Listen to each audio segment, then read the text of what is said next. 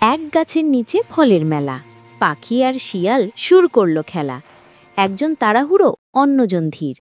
এই গল্পে আছে শিক্ষার নিখাদ নীড়। এই শিয়াল ভাই, দেখো তো কি দারুণ ফল। আমি এখনই উঠব গাছে, নেব সবার আগে গোল। ধীরে চলো পাখি ভাই, তাড়াহুড়ো কেন করো?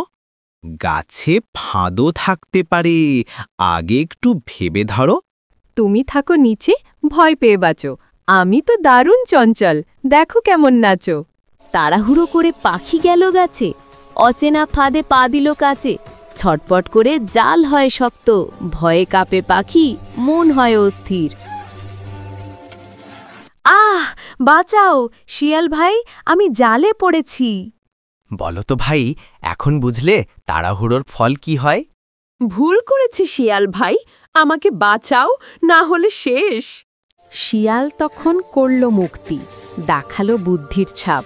ধৈর্য ধরে কাজ করলে মেলে সত্যের আলোক রেখা। দেখো ভাই, ধৈর্য আর বুদ্ধি এই দুই শক্তি, তাড়াহুড়ো আর অহংকারে মেলে শুধু দুঃখের ভক্তি। আমি ভুল করেছি ভাই, আর কখনো তাড়াহুড়ো করব না।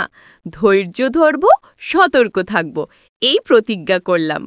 ভালো কথা শিখেছ ভাই, জীবনের পথে ধৈর্যই সেরা উপায়। অহংকারে হার, ধৈর্যে জয়, এই নীতিটাই জানুক সময়। তাড়াহুড়ো নয়, শান্তি রাখো মনে, জীবন হবে মিষ্টি জ্ঞানে আর গুণে।